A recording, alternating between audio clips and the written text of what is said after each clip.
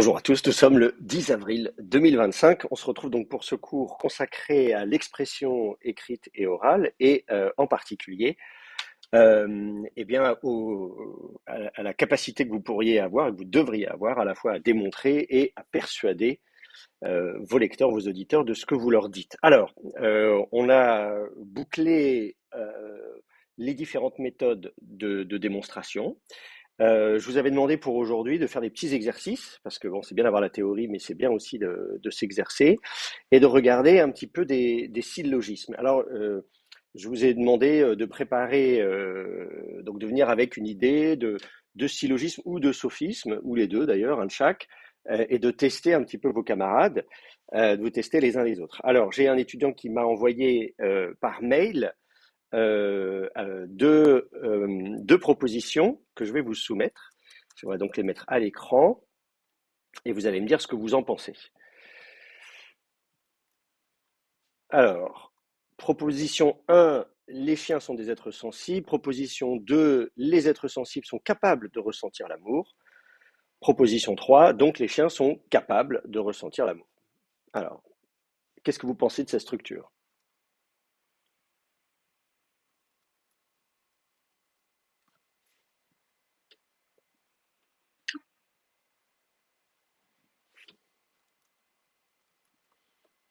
Je vous laisse le temps de réfléchir. Est-ce que ça vous paraît À correct? mon avis, c'est un syllogisme. Alors, on me dit que c'est un syllogisme. Oui. Alors, Oui. ça se présente comme tel. C'est sûr qu'effectivement, ça se présente comme un syllogisme. Est-ce qu'il est correct? Est-ce que l'enchaînement des propositions est bon? Pour s'en assurer, vous savez, on peut faire les petits cercles. Il faut regarder le C'est terme pas, majeur, mineur et moyen. Oui, je vous écoute. c'est pas plutôt un sophisme C'est pas plutôt un sophisme. Alors, pourquoi pas? Qu'est-ce qui vous dérange? que y a trop de termes différents. Il y a trop de termes différents. Alors, effectivement, il faut vérifier si on a bien les trois termes dont on a besoin, les trois notions. On va faire les trois cercles. Alors, si on regarde la proposition 1, on a les chiens, d'accord, ici, et on a les êtres sensibles. Donc, on a deux ensembles. On a l'ensemble des chiens, l'ensemble des êtres sensibles.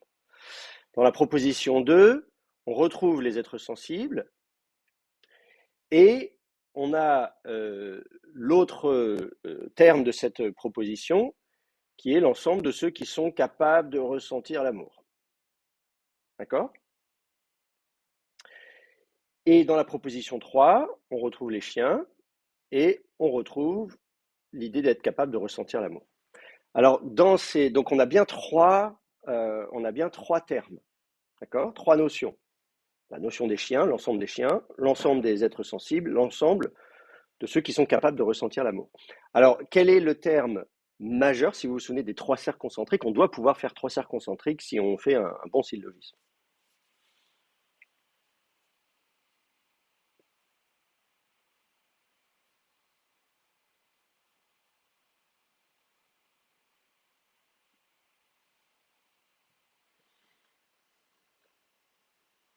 Oui, c'est le plus vaste. D'accord. Donc On a le grand ensemble des êtres sensibles. alors, on me dit qu'on a le grand ensemble des êtres sensibles. Et là, j'entends qu'on me dit qu'il y a l'ensemble de ceux qui sont capables de ressentir l'amour. Alors, regardons, on peut faire les propositions les unes après les autres. Première proposition, les chiens sont des êtres sensibles. Donc, j'ai l'ensemble des êtres sensibles, voilà, les êtres sensibles, et on nous dit, et j'ai l'ensemble des chiens. Comment je positionne l'ensemble des chiens par rapport à l'ensemble des êtres sensibles? Oui, à l'intérieur. Voilà. Les chiens sont des êtres sensibles. Donc, tous les chiens sont des êtres sensibles. L'ensemble des chiens est intégralement à l'intérieur de l'ensemble des êtres sensibles. Ensuite, on nous dit les êtres sensibles sont capables de ressentir l'amour.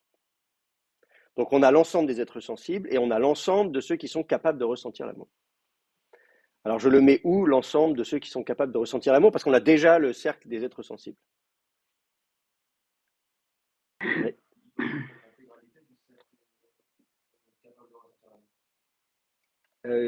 Les êtres sensibles doivent... Qu'est-ce que vous avez dit? Oui. Oui.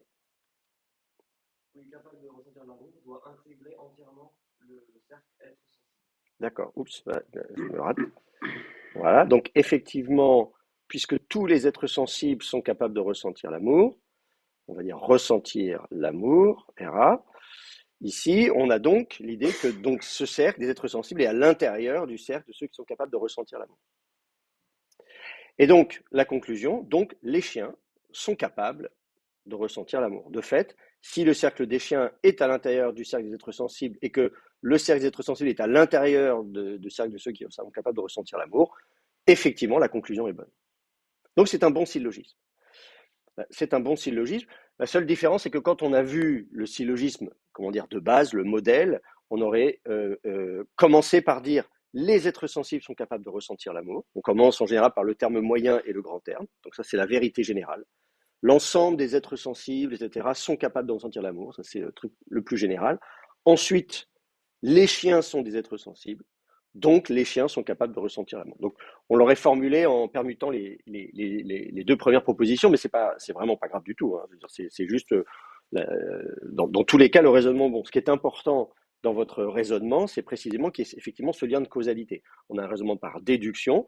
Si j'ai les deux premières propositions, ici, qu'on appelle les prémices, si je sais ça, alors je peux en déduire ça. Je n'ai pas besoin d'autres informations. Les informations à ma disposition me permettent de conclure que les chiens sont capables de ressentir l'amour. Donc c'est un bon syllogisme. Là encore, je ne me prononce pas sur la véracité de chacune des propositions. Si vous me dites ah mais en fait les chiens ne sont pas des êtres sensibles, ou bien les êtres sensibles ne sont pas forcément capables de ressentir l'amour, là encore, il faut évaluer la véracité de chacune des propositions. Mais si les deux prémices sont vraies, alors la conclusion l'est aussi. C'est ça le principe du syllogisme. Voilà. Si vous savez deux choses, vous en savez une troisième. Voilà, très bien. Alors, autre proposition que je vais vous mettre à l'écran, un autre petit exercice, toujours soumis par un étudiant que je remercie. Alors, je fais un copier-coller. Proposition 1, la liberté, c'est de vivre sans contrainte. Proposition 2, les lois sont des règles contraignantes. Proposition 3, pour être vraiment libre, il faut qu'il n'y ait plus de loi. Alors, qu'est-ce que vous pensez de ce raisonnement? Je pense qu'il s'agit d'un sophisme maintenant. Alors, on me dit qu'il s'agit d'un sophisme. Très bien, alors dites-nous pourquoi.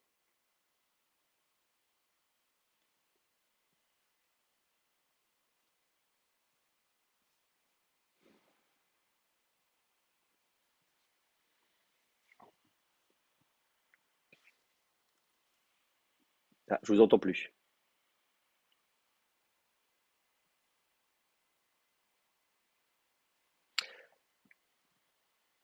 Non, pas d'idée? Alors, il faut, là encore, analyser les termes, employer les notions. D'abord, il y a la notion de liberté, d'accord? La liberté, c'est de vivre sans contrainte.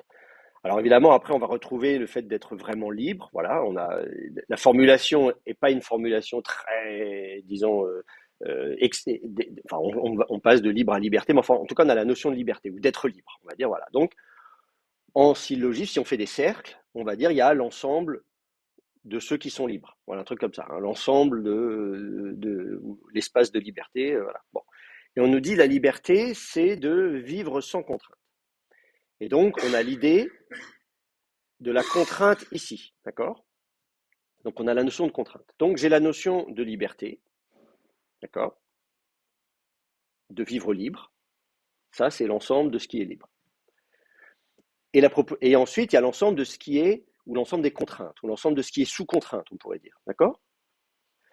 Et alors, la première proposition, elle nous dit la liberté, c'est de vivre sans contrainte. Donc, la question, c'est comment j'analyse cette proposition? Est-ce que ça veut dire qu'il y a un espace de liberté d'un côté, un espace de contrainte, les deux cercles se chevauchent, sont imbriqués l'un dans l'autre? Comment vous l'analysez?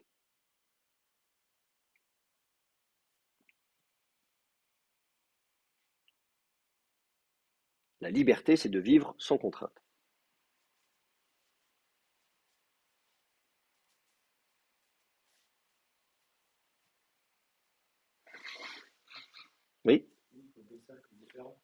Deux cercles différents. Donc, la liberté et les contraintes, ce sont deux cercles qui sont différents, sans aucun lien entre eux. c'est ça, qui ne se chevauchent pas. Deux cercles qui ne se chevauchent pas. Donc, il y a d'un côté la liberté, et le fait d'être libre, et l'autre cercle qui est le fait d'être contraint. Donc, quand on nous dit que la liberté, c'est de vivre sans contrainte, donc je peux l'analyser, cette phrase, je peux l'analyser comme ça, de dire, il y a un cercle de la liberté, et ce cercle ne chevauche pas, ne touche pas le cercle de la contrainte. Voilà. Pour être libre, on ne peut pas avoir de contrainte. D'accord? Ça, c'est la proposition 1. Notez qu'on pourrait l'analyser autrement, cette phrase. Quand on dit la liberté, c'est de vivre sans contrainte, comme je vous dis, la formulation n'est pas une formulation de, disons, syllogistique, aristotélicienne classique. Sinon, il faudrait dire tous ceux qui sont libres sont sans contrainte ou un truc comme ça. Voilà. Bon. Parce que là, on pourrait même penser que c'est la définition de la liberté. La liberté, c'est de vivre sans contrainte. Auquel cas, à ce moment-là, je n'ai pas deux cercles, j'ai qu'un seul cercle. J'ai le cercle de la contrainte. Et la liberté, ça n'est plus un cercle, c'est tout ce qui est à l'extérieur du cercle des contraintes. Un truc comme ça. Voilà. En disant, vous êtes dedans ou vous êtes dehors. Bon. Mais bon, dans le doute, on va l'analyser comme ça. On peut imaginer qu'il y ait des choses où on n'est à la fois pas de liberté et à la fois pas de contrainte. Parce que là, quand on fait nos deux cercles comme ça, on peut se poser la question de dire, mais qu'est-ce qui se passe ici? Quelqu'un qui est là, j'ai un troisième cercle, voilà, ou j'ai quelqu'un qui serait ni libre ni contraint. Voilà, donc on ne se prononce pas là-dessus. Voilà. Bon. Ça, ensuite, la deuxième proposition. Les lois sont des règles contraignantes. Donc, la question, c'est, j'ai l'ensemble des lois, voilà, liberté, contrainte, loi. Les lois sont des règles contraignantes. Donc, la loi, c'est de la contrainte. Donc, si je suis sous la loi, je suis sous la contrainte. C'est ça que ça veut dire.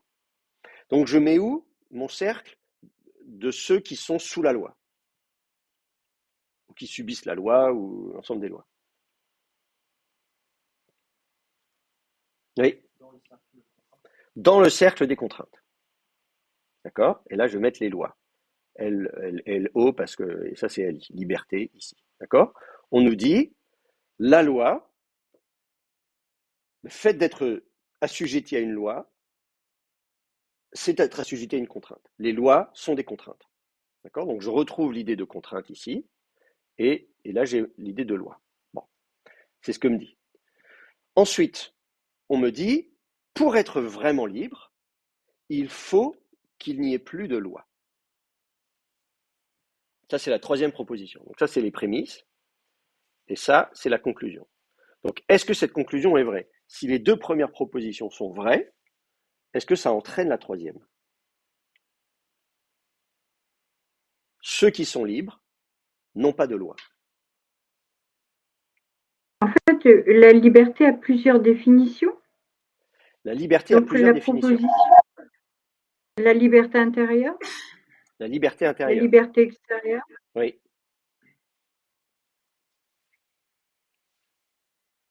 Oui, oui. Alors, effectivement, on peut se poser la question de donner plusieurs sens à la liberté. Ça, je suis bien d'accord. Mais, disons, là, pour l'instant, on ne s'est pas attaqué à la définition de la liberté. Ma question, c'est de dire, est-ce que les deux premières propositions entraînent la troisième? La troisième proposition, pour être vraiment libre, il faut qu'il n'y ait plus de loi. On le reformulerait en disant, la liberté implique ceux qui sont sous la liberté ne sont pas sous la loi.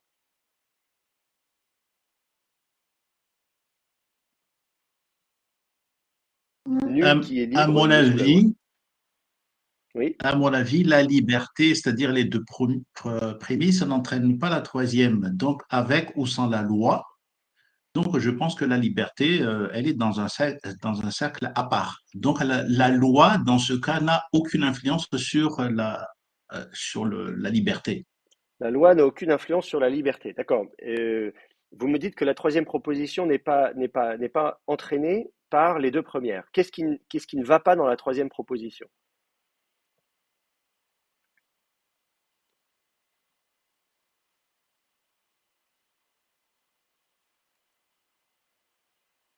Il me semble que c'est la conclusion logique, pourtant non.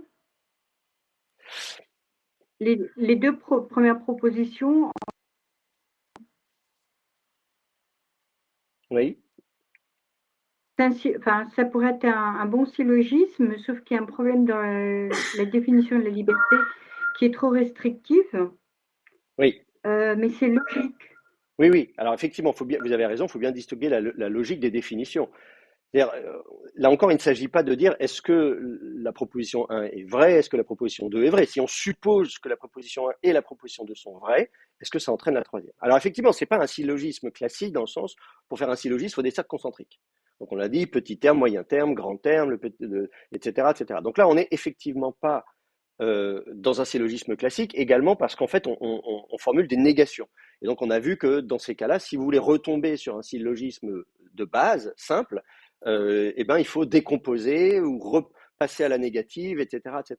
Donc, il faudrait faire une manipulation un peu des propositions pour pouvoir retomber sur une formulation. On a vu aussi qu'il y a voilà, des syllogismes complexes avec des propositions composées, etc., etc. Donc, en fait, là, on n'est évidemment pas dans le syllogisme le plus simple. Cela étant, si on accepte la proposition 1 comme étant vraie, voilà, la liberté, c'est de vivre sans contrainte, avec cette définition, quand je vous disais, il faut comprendre ce que dit cette première proposition, mais de dire voilà, qu'il y a l'absence de contrainte, ou en tout cas un espace dans lequel il n'y a pas de contrainte, les contraintes sont ailleurs, il y a la liberté et les contraintes, elles sont ailleurs, que dans le deuxième cas, on explique que les lois font partie des contraintes, sans forcément dire que c'est la même chose. Hein. C'est pour ça que le cercle des lois est à l'intérieur de celui des contraintes. On peut imaginer qu'il y ait des contraintes sans qu'il y ait la loi, etc. On nous dit, pour être libre, il faut qu'il n'y ait plus de loi. Et là, effectivement, c'est vrai, puisque la liberté est à l'extérieur du cercle des contraintes. A fortiori, la liberté est à l'extérieur du cercle des lois, puisque l'état des lois est l'interdiction des contraintes. Si on avait dit, pour être libre, il suffit qu'il n'y ait plus de loi, ce serait différent. Si on dit, voilà, à partir du moment où il n'y a plus de loi, on est libre, il suffit qu'il n'y ait plus de loi, ou si on avait formulé autrement en disant, s'il n'y a pas de loi, alors on est libre, cette proposition-là, elle serait fausse. Parce qu'on pourrait se retrouver dans un cas de figure ici, là, par exemple, où on serait dans un espace où il n'y a pas de loi, mais où il y a des contraintes. Et donc, on n'est pas dans la liberté. Donc, ce qui serait faux, pardon, c'est pas ça que je voulais faire. Voilà. Donc, il serait faux de déduire s'il n'y a pas de loi, il y a la liberté. Voilà. Ça, ce serait faux. Ça, on ne pourrait pas déduire ça. S'il n'y a pas de loi, il y a la liberté. Dans notre petit schéma, on peut tout à fait imaginer un cas de figure où il n'y a pas de loi, mais il y a quand même des contraintes.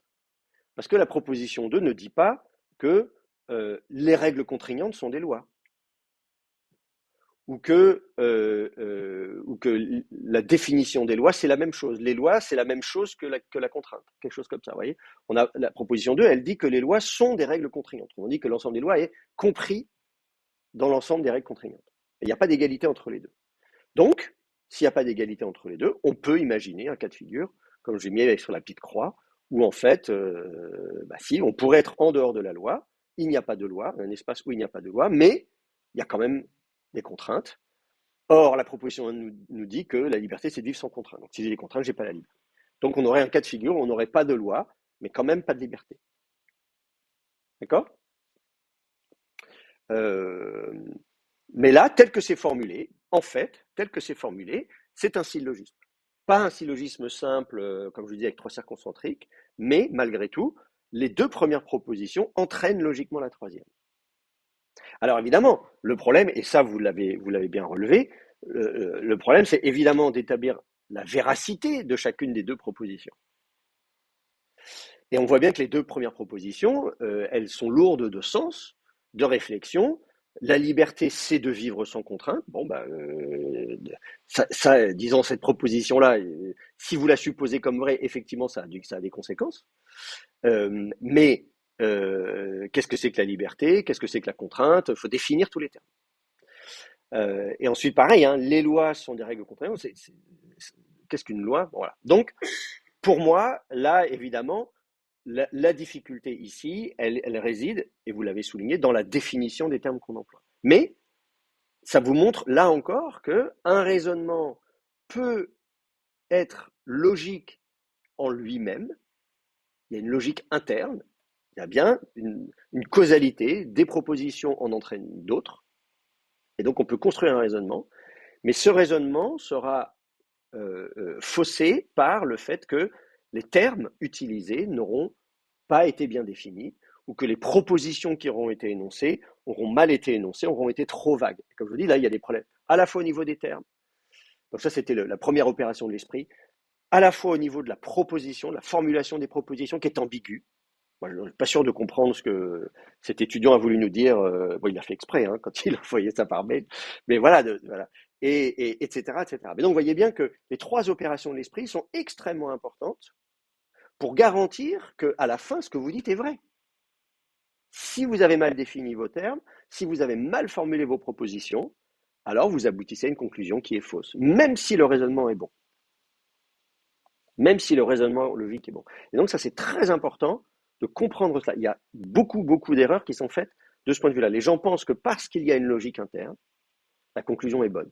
Si les prémices sont faux, la conclusion sera fausse aussi. Et c'est souvent ça le problème, évidemment. On part d'un présupposé qui s'avère être faux. On présuppose trop de choses. Alors évidemment, dans le cas des sciences humaines, ce qui nous intéresse, vous êtes ici à faire de la théologie, etc., il est évident que les propositions de base, elles peuvent souvent être discutées. Et donc, à un moment donné, on est bien obligé de dire, bon, on va partir du principe que, on va supposer que ça c'est vrai, et on va voir ce qui se passe. Mais il faut être prêt à faire preuve d'humilité, et peut-être des années plus tard, de dire, bon, voilà, j'ai dit ça, j'ai écrit ça, maintenant je me rends compte qu'en fait, mon raisonnement présupposait telle ou telle proposition comme étant vraie, je me rends compte que cette proposition ne l'est pas, soit parce que je n'avais pas bien réfléchi, soit parce qu'il y a des nouvelles données. Là encore, je ne sais pas, moi, il y a quelques jours, je répondais à des questions sur l'histoire du Nouveau Testament. Les plus anciens manuscrits du Nouveau Testament, il y a des découvertes, il y a des nouveaux papyrus qui ont été publiés ces dernières années. Eh bien, en tenant compte de cette documentation qu'on n'avait pas il y a 50 ans, la vision que j'ai aujourd'hui de la façon dont le Nouveau Testament s'est construit n'est pas la même que celle que j'aurais eue il y a 50 ans. Bon, je n'étais pas né il y a 50 ans, mais voilà, que mes collègues pouvaient avoir il y a 50 ans, tout simplement parce qu'ils n'avaient pas les données qu'on a à l'heure actuelle. Donc, ils faisaient un raisonnement qui n'était pas moche, qui n'était pas mauvais, qui était plutôt bon à partir des données qu'ils avaient, mais aujourd'hui, on se rend compte que les propositions initiales, les suppositions, les hypothèses étaient malheureusement fausses. C'est souvent le cas en sciences humaines et dans toutes les sciences de manière générale. Voilà, donc c'est aussi l'importance de toujours avoir ça en tête, y compris en tant que scientifique, dans une démarche d'expression scientifique, que ce soit à l'écrit ou à l'oral, scientifique ou théologique ou même pastorale ou ce que vous voulez, à un moment donné, d'avoir toujours en tête que même si le discours est bien construit, même si le raisonnement paraît logique, eh bien en fait, il faut se méfier des présuppositions. Ça va pour vous, ça? C'est bon, cet exemple? Ok, très bien. Est-ce que d'autres personnes veulent soumettre des exemples? Oui? Mais oui, bien sûr, les rideaux, c'est vrai que là, c'est... Je sais pas si comme ça marche. C'est bon? Allez. Alors, on vous écoute. Alors, tout ce qui change ma perception, ma ou la perception, pardon.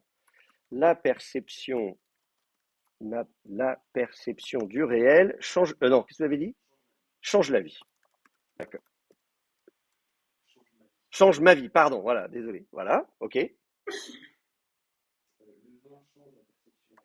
Le vin change la perception du réel, c'est vrai. Ça me fait penser au petit Riesling que j'ai bu hier soir. Oui. Donc le vin change ma vie.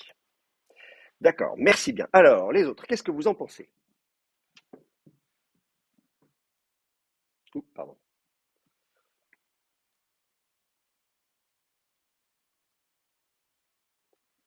Des réactions?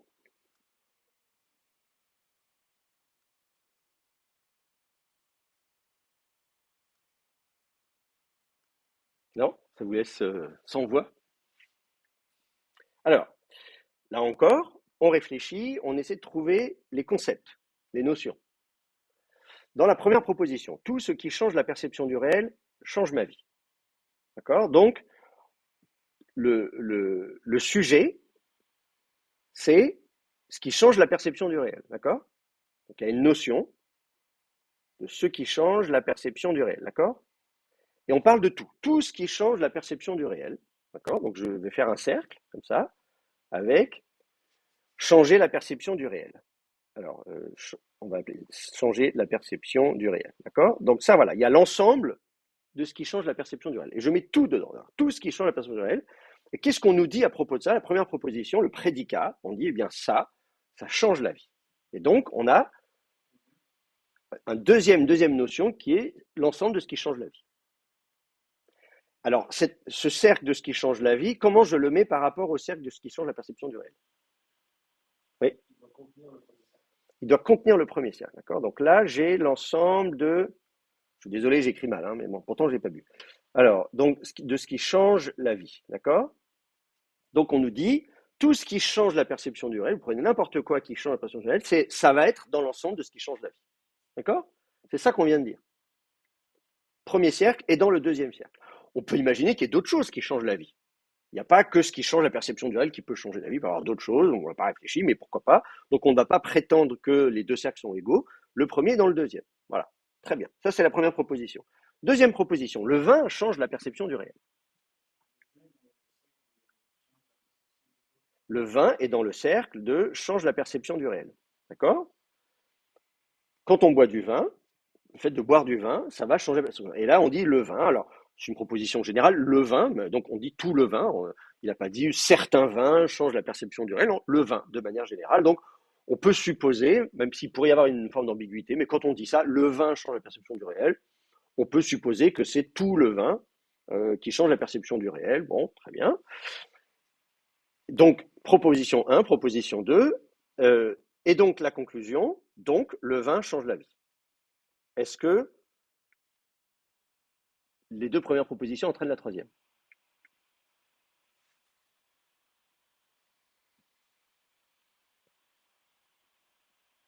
Si vous regardez les cercles. Le vin change la vie. Oui? Oui.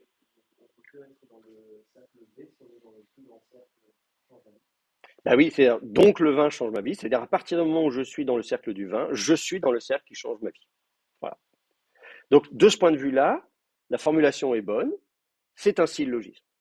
Alors évidemment, là encore, si on veut critiquer ce raisonnement, le raisonnement lui-même est bon. Si les deux premières propositions sont vraies, la troisième l'est aussi. La difficulté, là encore, ça va être peut-être d'évaluer chacune des propositions en disant encore faut-il que les propositions soient vraies. Est-ce que c'est vrai que tout ce qui change la perception du réel change ma vie? On peut très bien imaginer que non, il y a des choses qui changent la perception du réel et qui ne changent pas du tout ma vie. Oui. On peut très bien contester la première proposition. La deuxième, pareil, le vin change la perception du réel. Pareil, le vin, mais est-ce que c'est tous les vins? Est-ce que c'est n'importe quand? Est-ce que c'est n'importe quelle quantité de vin? Combien de verres? Je ne sais pas. Voilà, donc ça, le vin, dès que j'ai pris une goutte, ça y est, pris une goutte de vin, ça y est, peut-être pas quand même. Donc, on pourrait dire l'abus d'alcool, un truc comme ça. Et à ce moment-là, voilà, au lieu de dire le vin, il faudrait dire. Voyez, donc, à chaque fois, vous voyez, il va y avoir des difficultés. Il va falloir réfléchir à qu'est-ce qu'on dit vraiment. Donc voilà, ça va être la question, les notions que vous utilisez. Ben, on dit le vin. Ah oui, mais le vin, c'est un peu vague. Alors, ce qui me fait penser, j'ai une petite parenthèse, parce que quand même, je m'adresse à des théologiens. Vous savez qu'il y a des milieux, certains milieux, on ne boit pas de vin. Certains milieux chrétiens, conservateurs, on dit il ne faut pas boire d'alcool du tout. Et moi, j'en ai connu dans notamment des milieux pentecôtistes américains, etc. Et je me dis, mais quand même, pourtant Jésus il change l'eau en vin, quoi. Donc, je veux dire, si on peut pas, enfin, c'est un peu bizarre. Donc, je vais regarder dans une grosse Bible d'études. Vous savez, ces Bibles avec des annotations, des machins. Bon, je me dis, qu'est-ce qu'ils ont comme un commentaire intégré? Qu'est-ce qu'ils ont dans ce passage du miracle de Cana? Regarde l'évangile de Jean, tac. Et là, je me dis, tiens, alors que d'habitude, les autres pages, il y avait des notes un petit peu fournies, là, je vois presque rien. Je me dis, tiens, c'est bizarre, je tourne la page. Et là, en fait, j'avais une double page pleine de notes, en fait. Donc là, je me dis, ah oui, je me dis bien quand même, il fallait qu'ils argumentent. Et donc, ils argumentaient en long, en large et en travers que le terme grec oinos ne veut pas dire vin. Voilà. Qu'en fait, c'est du jus de raisin et que donc Jésus a changé l'eau en jus de raisin et pas en vin, etc. Et que c'était pas fermenté et que donc ils n'ont pas bu d'alcool. Parce que si Jésus change l'eau en vin et qu'il faut pas parler, c'est pas très cohérent, etc. Donc ça m'a fait beaucoup rire parce que vous savez, le mot oinos en grec, c'est un terme un peu universel. Vous l'avez en arabe, wine en anglais, yaïn en hébreu, etc. C'est un peu un mot universel à la fois dans les langues sémitiques, les langues indo-européennes, c'est quand même le vin. C'est quand même, dire, si c'est pas le vin, enfin, il n'y a pas d'autre, enfin, je veux dire, voilà, bref. Donc tout ça pour dire que c'est quoi le vin? Bon, voilà. Donc, euh, donc même le mot français vient de là. Hein. Vin, ça vient de oinos en grec, enfin, c'est la même racine. Bref. Donc voilà, c'est un peu difficile de dire que le mot vin ne veut pas dire vin. Mais donc, d'une certaine manière, vous voyez, selon comment vous définissez vos termes, vous pouvez dire beaucoup de choses très différentes. Voilà. Bah, merci beaucoup pour cet exemple, du coup. Très bien. Quelqu'un d'autre veut nous soumettre un exemple encore, qu'on s'amuse un petit peu? Oui.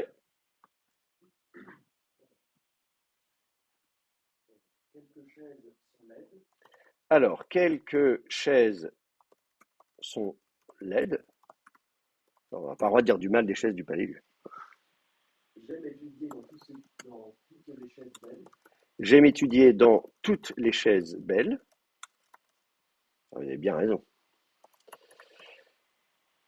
Ok. Il y a des chaises dans lesquelles je n'aime pas étudier. Il y a des chaises dans lesquelles je n'aime pas étudier. Ah, intéressant.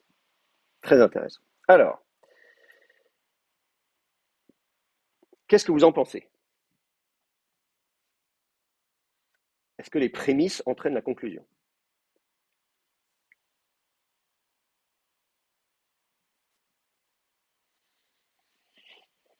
Je vous laisse le temps de réfléchir. On fait des cercles, hein, sinon. Hein.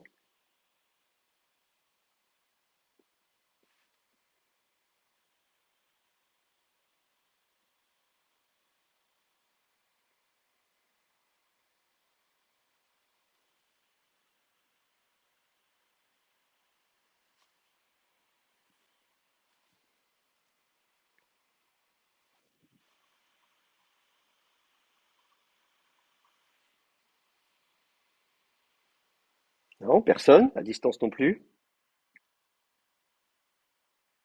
Oui, on dirait que c'est un bon syllogisme. On dirait que c'est un bon syllogisme, me dit Carole. Bon, alors on va regarder ça. Quelques chaises sont laides. Donc, il y a deux termes, chaise et laide, d'accord? Donc il y a l'ensemble des chaises et l'ensemble de ce qui est laid. Donc on va mettre les chaises comme ça, on va faire le cercle des chaises, d'accord? Ça c'est l'ensemble des chaises. On nous dit quelques chaises sont laides. Donc il y a l'ensemble de ce qui est laid. Comment je positionne le cercle de ce qui est laid par rapport au cercle des chaises?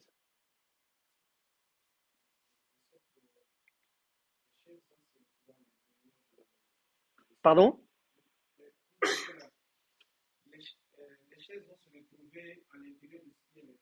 Les chaises se retrouvent à l'intérieur de ce qui est laid. Comme ça? D'accord. Est-ce que vous êtes d'accord? Non, je ne pense pas. Non? Alors dites-moi pourquoi. Ben, je ne pense pas parce que c'est quelques chaises uniquement. Donc, il y a une partie des chaises qui sont belles et il y a une partie qui sont laides. Donc on me dit quelques chaises seulement sont laides, et donc il y a une partie des chaises qui sont laides, mais pas toutes. Donc merci pour cette bonne remarque. Donc on corrige. Effectivement, on n'a pas dit, là, tel qu'on l'avait dessiné, ça veut dire que toutes les chaises sont laides. L'ensemble des chaises est à l'intérieur de ce qui est laid. Vous avez une chaise, c'est forcément laid. Voilà, les chaises, par définition, c'est laid. Voilà, c'est une propriété intrinsèque des chaises. Ah, berk, qu'est-ce que c'est? Quelle idée? Qui a inventé la chaise? C'est laid une chaise. Non. Donc on n'a pas dit les chaises sont laides ou toutes les chaises sont laides, mais on a dit quelques chaises sont laides. Donc, on ne sait pas combien. Voilà, c'est indéfini. Voilà. On n'a pas dit une seule chaise non plus. Il peut y en avoir plusieurs, mais pas forcément toutes. On ne les a pas toutes testées. Donc on n'affirme pas que toutes les chaises sont laides. Peut-être que quelque part sur la planète, il y a des chaises qui ne sont pas laides. Mais en tout cas, Il y en a plusieurs qui sont. Moi, j'ai regardé, je peux vous dire là. Bon, voilà. Donc, comment on positionne le cercle des chaises par rapport au cercle de ski ailé? Et il faut les mettre de telle sorte qu'il y ait une intersection C'est entre ça, les chaises et les chaises qui sont. Voilà. comme ça. Très bien. Donc, vous voyez, il y a l'ensemble des chaises, l'ensemble de ce qui est laid, ça se recoupe. Il y a effectivement certaines chaises, ici, là, quelques chaises, qui sont laides. D'accord? Ça va pour vous? Très bien. Alors maintenant, ça c'était la proposition 1. Deuxième proposition, j'aime étudier dans toutes les chaises belles.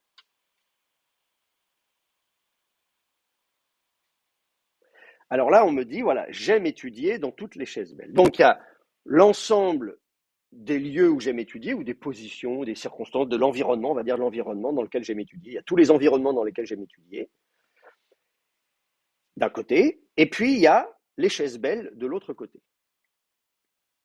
Alors comment on représente ça sur notre diagramme?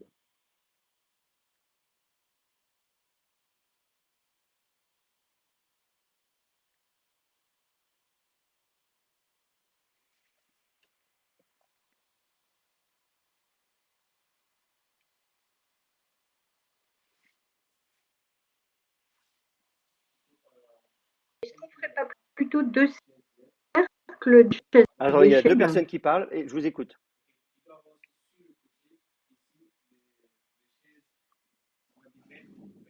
Qu'est-ce que vous dites? Oui. Il doit y avoir sur le côté des belles chaises. D'accord? Qui ne touchent pas les chaises qui sont là. D'accord, ok. Et vous, Carole, vous disiez quoi? En fait, j'étais en train de me demander si on n'aurait pas pu faire l'un de ce qui ne se touche pas les chaises. Alors, malheureusement, ça coupe quand vous parlez. Redites ce que vous avez dit. Oui, vous m'entendez là? Oui, oui, là, c'est très bien. Ok. Est-ce qu'on ne pourrait pas avoir un grand ensemble des chaises et deux cercles à l'intérieur qui ne se touchent pas, les belles et les laides? Ah oui, deux cercles à l'intérieur, les belles et les laides. D'accord. Alors, effectivement, donc les deux remarques, déjà, là, vous vous intéressez aux chaises belles, déjà. C'est-à-dire comment on positionne. Parce qu'effectivement, le problème, c'est que pour l'instant, on a parlé de l'ensemble des chaises, on a parlé de l'ensemble de ce qui est laid, mais on n'a pas parlé de l'ensemble de ce qui est beau. Et donc, déjà, le problème, c'est de savoir, finalement, est-ce que tout ce qui n'est pas laid est beau? C'est-à-dire, voilà, c'est binaire, ou bien une chose est belle, ou bien elle est laide. Et donc, il n'y a rien entre les deux. À ce moment-là, je n'ai pas besoin de faire un autre cercle, puisque j'ai le cercle de ce qui est laid, et ce qui est beau, par définition, c'est ce qui n'est pas laid. Donc, j'ai ce qui est laid et ce qui n'est pas laid. Le laid, le pas laid. Bon. Et je n'ai pas besoin de faire un autre cercle de ce qui est beau, puisque ce qui est beau, c'est à l'extérieur de ce qui est laid. Mais ça va dépendre de ce que je définis comme étant beau. L'autre possibilité, c'est de dire non, non, non, non, non. On ne m'a pas dit que dans la vie, soit on est beau, soit on est laid, et qu'il n'y a rien d'autre. On peut imaginer qu'il y ait d'autres choses entre les deux, qu'on soit ni beau ni laid. Auquel cas, il faut faire un cercle de ce qui est beau. Voilà. Donc ça nous oblige. Alors, donc si on veut être rigoureux, là, les informations qu'on a, on ne nous dit pas qu'une chose est soit belle, soit laide. Il me faudrait une quatrième proposition, qui serait une autre prémisse, qui consisterait à dire une chose est soit belle, soit laide. Voilà, comme on avait vu, les propositions, on dit voilà, ça, voilà, avec un ou exclusif. C'est-à-dire vraiment le XOR en logique pure, c'est-à-dire voilà, c'est binaire, soit c'est beau, soit c'est laid, et rien d'autre. On ne m'a pas dit ça. Donc les informations que j'ai là, dans ce syllogisme-là, dans ce raisonnement-là, je ne vais pas présupposer qu'une chose est soit belle, soit laide. Donc, parmi les chaises, il y en a qui sont laides. Il y en a peut-être qui sont belles aussi, mais on ne me l'a pas dit. Je n'en sais rien. Donc là, je suis bien embêté. J'aimerais faire le cercle de ce qui est beau, mais on ne me dit pas quelques chaises sont belles. Je peux imaginer que le cercle de ce qui est beau, il est là. Et que les chaises, soit elles sont laides, soit elles sont pas belles, soit elles sont pas laides, mais elles sont pas belles non plus. Ah, je suis coincé. Ou bien, Le cercle de ski est beau est là, effectivement, en disant si, il y a quand même quelques chaises qui sont belles. Mais de dire ça suppose que j'ai là encore une proposition supplémentaire, quelques chaises sont belles. Alors évidemment, je pourrais modifier ma première proposition en faisant quelques chaises sont laides ou belles. Voilà, en disant voilà, très bien. En tout cas, vous voyez, là, dans tous les cas, il y a un peu un problème avec cette définition de la beauté, de dire qu'est-ce qu'on entend. Donc je ne sais pas. Alors, donc là, on est un peu embêté. En tout cas, ce qu'on nous dit, c'est il y a l'ensemble de j'aime étudier dans toutes les chaises belles. Alors très bien. S'il y a l'ensemble de ceux dans quoi j'aime étudier et que certaines chaises sont belles, et je vais faire l'ensemble de ceux dans quoi j'aime étudier, on nous dit j'aime étudier dans toutes les belles chaises. Donc, l'ensemble de ceux dans quoi j'aime étudier va inclure les belles chaises. Donc, les belles chaises, elles sont là. D'accord? Maintenant, on ne nous dit pas qu'on aime étudier que dans les belles chaises. On peut imaginer qu'on aime aussi étudier dans des chaises LED. J'aime étudier dans toutes les belles chaises.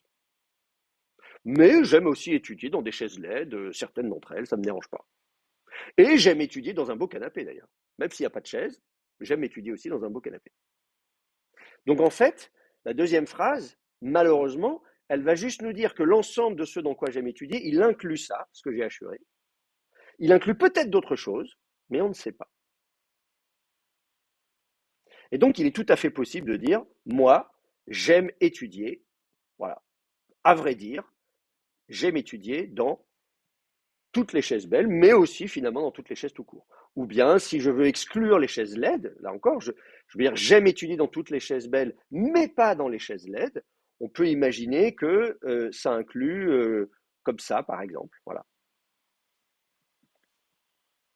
Ça, voilà. Si on dit ça, alors effectivement, la conclusion, il y a des chaises dans lesquelles je n'aime pas étudier, elle pourrait être vraie. Mais tel que c'est formulé, on n'en sait rien. Donc là, il y a un gros problème avec ces phrases-là. En fait, on fait introduire beaucoup de notions, vous voyez. Dans un syllogisme simple, rappelez-vous d'y avoir 3 termes. C'est pour ça qu'on dit qu'il faut essayer de réduire au maximum les syllogismes à trois notions. Il y a les chaises, ce qui est les, ce dans quoi j'aime étudier.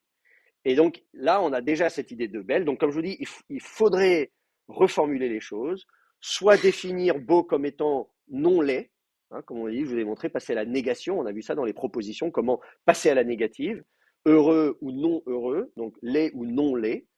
Donc si on change j'aime étudier dans toutes les chaises non laides, par exemple, si je corrige, là, je pourrais faire ça, si je dis, ah non, non, non, il faut pas mettre ça comme ça, il faut pas mettre belle, il faut dire non laide. Voilà, à ce moment-là, et pareil, ça ne veut pas dire non plus que j'aime pas étudier dans les chaises LED. Si on disait je n'aime étudier que dans des chaises non LED, donc là c'est pareil, il faudrait aussi modifier ici. Ici, j'aime, c'est voilà. Ou bien tout simplement, je n'aime pas étudier dans des chaises LED. En fait, si vous voulez vraiment simplifier votre truc, vous dites corriger en je n'aime pas étudier dans les chaises LED. Si vous dites ça, alors là, vous simplifiez tout. Parce que vous avez je vais essayer de gommer. Je vais recommencer du coup, parce que c'est difficile de gommer que ça. Ça veut dire que si vous changez votre deuxième proposition de façon à dire, donc, bon, il y a les chaises qui sont là, il y a ce qui est laid qui est là, d'accord? Il y a ce dans quoi j'aime étudier, et on dit je n'aime pas étudier dans les chaises LED. Donc là, ça, c'est les chaises qui sont LED, d'accord? Je n'aime pas étudier dans ces chaises-là. Donc j'aime bien étudier, je ne sais pas où, mais pas là en tout cas. Ça peut être là, ça peut être même là si on veut. Hein, voilà, ça peut aider dans quelque chose qui est laid, un canapé qui est laid. Moi j'aime bien étudier dans un canapé qui est laid. C'est quand même un canapé, même s'il est laid, c'est quand même confortable. Voilà. Mais les chaises LED, ça j'en veux pas. Et donc, à ce moment-là, la conclusion serait, il y a des chaises dans lesquelles je n'aime pas étudier, c'est vrai, en l'occurrence, les chaises LED. Ça, c'est sûr. Donc, vous voyez, là, on avait un problème de raisonnement. Les 2 premières propositions, à elles seules, n'entraînent pas la troisième. Quelle que soit votre définition de chaise, de lait, ça ne marche pas. D'accord? Est-ce qu'il y a des questions? Non, c'est bon pour vous? Bon, très bien. On s'en fait un autre? Quelqu'un a quelque chose à proposer? Ouais, je vous écoute. Soit il pleut, soit il neige. C'est ça? Très bien. Il ne pleut pas, donc il neige. Très bien. Alors, qu'est-ce que vous en pensez? C'est un sophisme. C'est un sophisme, me dit-on. Alors, pourquoi est-ce un sophisme? Quel est le problème? Parce que la prémisse 1, enfin, elle est déjà fausse. La première proposition est fausse. Soit il pleut, soit il neige, c'est faux. D'accord. Alors effectivement, la première proposition, dire soit il pleut, soit il neige, ça suppose qu'il n'y a pas d'autres possibilités. Vous avez voilà, le cercle où l'ensemble du jour où il pleut, l'ensemble des jours où il neige, et voilà, vous avez l'ensemble des jours, c'est forcément l'un des deux. La météo, c'est soit il pleut, soit il neige. On n'envisage pas un troisième cas de figure. Donc effectivement, il y a un problème avec la première proposition. Mais admettons que la première proposition soit vraie. Admettons qu'on vive sur une planète où soit il pleut, soit il neige. Alors, un jour, peut-être, on va aller coloniser Mars ou je ne sais pas, enfin, pas une autre planète, et on arrive sur une planète où on dit soit il pleut, soit il neige. Ou bien que vous viviez dans un pays, pas l'Alsace, mais vous dire, voilà, dans ce pays, soit il pleut, soit il neige. C'est terrible, ça. Il y a quelques années, on m'avait proposé un poste à Bergen, en Norvège. Et, et donc la Norvège, c'est très beau comme pays, tout ça. Et donc le collègue me dit, bon, j'en parle à d'autres collègues en disant, voilà, on me propose un poste à Bergen, est-ce que je dois l'accepter ou pas? Alors les gens commencent à rigoler. Il dit, mais tu connais Bergen? Je dis, non, je suis jamais allé. Il me dit, je te raconter une histoire. C'est l'histoire d'un voyageur, d'un touriste qui arrive à Bergen. Et il arrive, il pleut, il pleut, il pleut, il pleut. Bon, voilà, il reste dans son hôtel. Le lendemain, il pleut, il pleut, il pleut. Ouais, il passe une semaine comme ça, il n'arrête pas de pleuvoir. Puis il dit, c'est quand même pas possible. Il sort dans la rue à un moment donné, mais il croise un gamin et il dit, mais il pleut tout le temps ici. Et le gamin lui répond, mais comment je pourrais le savoir? Moi, je n'ai que 8 ans. Donc, c'est très drôle, les pauvres, je ne sais pas, hein, peut-être quand même il fait beau de temps en temps à Bergen, et peut-être il neige, il pleut pas toujours, des fois il neige, voilà. Mais bon, voilà, donc, le pauvre gamin qui avait 8 ans, il avait connu que la pluie toute sa vie. Bon, donc voilà, et je suis toujours là à Strasbourg, voyez-vous, finalement. Donc voilà, soit il pleut, soit il neige. Imaginez que vous êtes dans un pays où vous n'avez pas le choix, c'est-à-dire il y a que ces deux possibilités-là, il pleut ou il neige. Admettons que la proposition 1 soit vraie. À ce moment-là, proposition 2, il ne pleut pas. Regardez, aujourd'hui, il ne pleut pas. Est-ce que les deux premières propositions entraînent la troisième? Oui. Oui, absolument. À ce moment-là, Oui, je pense que la troisième est bel et bien la conséquence des deux premières. tout à fait. Voilà. Donc, vous voyez bien ici, soit il pleut, soit il neige. Vous n'avez que deux cas de figure. On n'est pas dans le premier, donc on est dans le deuxième. Donc là, il n'y a pas de problème. On est bien dans un raisonnement logique. On a bien un raisonnement logique. Mais effectivement, le problème donc n'est pas dans l'enchaînement des propositions. Donc c'est pas dans la troisième opération de l'esprit. Le problème, il est dans la deuxième opération, c'est-à-dire la proposition. Quand on dit soit il pleut, soit il neige, cette proposition-là est probablement fausse. Voilà. Et puis par ailleurs, là encore, quand on dit soit il pleut, soit il neige, c'est toujours pareil. Si vous faites des généralités sur un moment donné dans la journée, quand on dit aujourd'hui il pleut, ça ne veut pas dire qu'il pleut à chaque instant. On peut imaginer qu'il pleut de manière générale, mais il peut y avoir des éclaircies. Donc tout ça, c'est toujours le problème de généraliser. Vous voyez, c'est ce qu'on dit. Je me mettais bien en garde contre ça. La tendance qu'on a, un peu facile, à la généralisation et à faire des propositions universelles quand elles ne le sont pas. Et c'est un vrai problème. Alors, comme je vous dis, en plus, le raisonnement par induction en sciences, on fait du raisonnement par induction.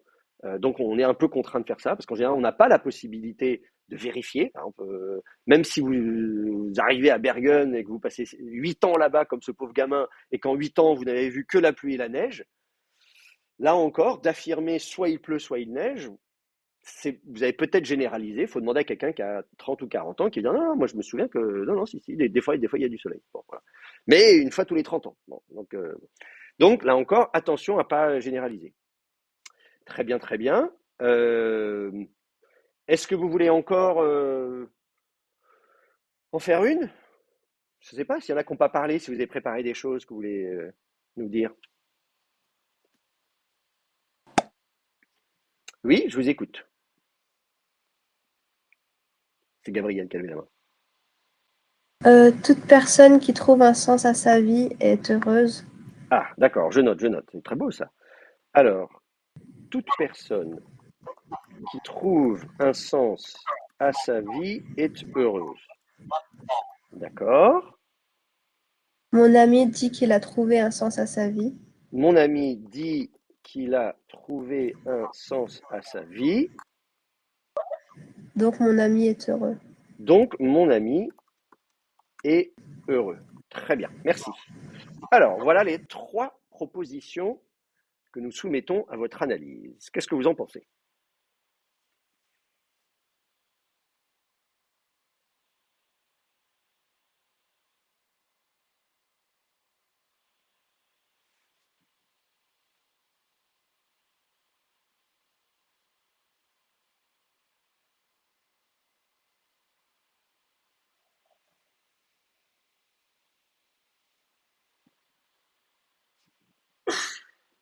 C'est un vrai syllogisme. Alors, on me dit c'est un Non. vrai syllogisme. Et on me dit non. Alors, expliquez-vous. Enfin, j'explique En fait, d'abord comment on va penser. Toute excuse-moi, personne qui Acha. trouve un sens. Alors, je vous écoute. Pardon? Excuse-moi, Acha. Ah, d'accord. Toute personne, c'est-à-dire il n'y a pas d'exception. Oui, Toute personne qui trouve un sens à sa vie est heureuse. Mon ami dit qu'il a trouvé un sens à sa vie. Mon ami appartient à toute personne. Donc, qui d'accord. est inclus à toute personne qui est heureuse. Donc, c'est pour cette raison que moi je disais que mon ami, il est heureux. Très bien. Alors, on va faire les petits diagrammes. Alors, vous dites, il y a l'ensemble des personnes qui trouvent un sens à leur vie. D'accord? Donc, on va faire le cercle. Trouver un sens à sa vie. D'accord? Trouver un sens à sa vie. Ça, c'est l'ensemble de ceux qui a trouvé un sens à sa vie. Et on nous dit, toute personne qui trouve un sens à sa vie, donc l'ensemble de ce cercle, est heureuse. Toute cette personne est heureuse. Donc, le deuxième terme, la deuxième notion, c'est la notion de bonheur, d'être heureux. Donc, comment est-ce qu'on va placer le cercle de ce qui est heureux? Ou des personnes qui sont heureuses. Vous les mettez comment?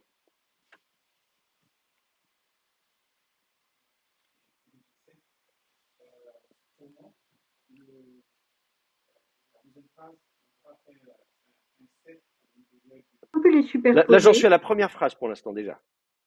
J'en suis à la première phrase. Toute personne qui trouve un sens à sa vie est heureuse. Est-ce qu'on peut les superposer, les 2 cercles? Est-ce qu'on peut les superposer? C'est-à-dire dire que c'est le même cercle? Oui, parce que toute personne qui trouve un sens à sa vie est heureuse. Oui, alors toute personne Ah qui non, il trouve un pourrait sens y à sa vie avoir est heureuse. d'autres motifs. Et oui, c'est ça, mais on ne nous dit pas que toute personne qui est heureuse trouve un sens à sa vie. On peut supposer qu'il y ait des gens qui soient heureux, qui n'aient pas trouvé de sens à leur vie, mais qui soient quand même heureux. Donc, voilà, on va être prudent. On dit en tout cas que toute personne qui trouve un sens à sa vie est dans l'ensemble des gens heureux. Voilà, voici l'ensemble de ce qui est heureux. Vous avez l'ensemble de ce qui est heureux, et on nous dit que toute personne qui trouve un sens à sa vie, eh bien, elle est heureuse, cette personne. Mais il y a peut-être des gens heureux, mais qui n'ont pas trouvé de sens à leur vie. Leur vie n'a aucun sens, mais ils sont quand même heureux parce qu'ils n'ont pas réfléchi, ça leur pose pas de problème, et ils n'ont pas besoin d'avoir sens à leur vie. Bon, voilà.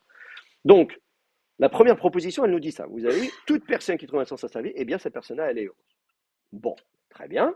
La deuxième proposition, mon ami dit qu'il a trouvé un sens à sa vie. Donc, je mets où mon ami? Se mettre dans le TSV. Dans le TSV. Il dit, il a trouvé un sens à sa vie, donc mon ami, il est là. Voilà l'ami, il est ici, notre ami. Notre ami dit qu'il a trouvé un sens à sa vie, donc il dit qu'il est dans ce cercle, et on a dit que ce cercle est inclus dans le cercle des gens heureux, donc mon ami est heureux. Est-ce qu'on peut affirmer qu'il a trouvé un sens à sa vie? Parce qu'il le dit, en fait. Voilà, alors là, c'est ça qui est très intéressant. On dit, il le dit, mais est-ce qu'il a vraiment trouvé un sens à sa vie? Donc en fait, il dit qu'il a trouvé un sens à sa vie, mais est-ce que c'est vrai? si la deuxième proposition était « Mon ami a trouvé un sens à sa vie ». Vous voyez? Si vous barrez ça, mon ami a trouvé un sens à sa vie. Donc, mon ami est heureux. Vous voyez? Si c'était formulé comme ça, là, à ce moment-là, on serait sûr. Mais là, c'est très intéressant. C'est formulé, mon ami dit qu'il a trouvé un sens à sa vie. C'est ce qu'il dit. Donc, la troisième proposition, soit vous enlevez ça et vous corrigez la deuxième proposition en disant mon ami a trouvé un sens à sa vie, ou bien vous dites non, non, non, je maintiens, il l'a dit, moi j'en sais rien, et les gens disent des choses qui ne sont pas vraies. Donc en fait, est-ce que mon ami est heureux? J'en sais rien. Ce qu'il dit, c'est qu'il est heureux finalement. Et à ce moment-là, il faut corriger ça en disant mon ami dit qu'il est heureux. Des choses comme ça. Ou bien, si mon ami dit vrai, il est heureux. Ce serait ça la conclusion. Vous voyez, il faudrait corriger comme ça.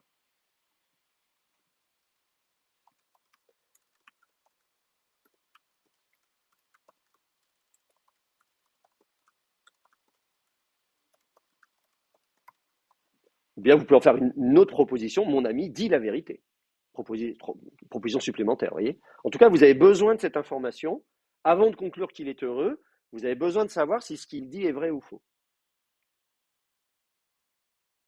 Sinon, vous l'incluez dans la conclusion. Si mon ami dit vrai, il est heureux.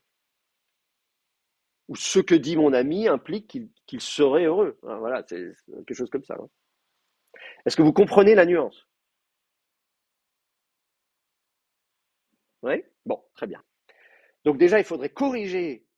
Il y a cette formulation problématique. Mon ami dit qu'il a trouvé un sens à sa vie, là, qui est un peu problématique. Si vous corrigez ça, soit la deuxième proposition, soit la conclusion, alors là, vous arrivez à un bon syllogisme. Et donc, votre raisonnement est correct.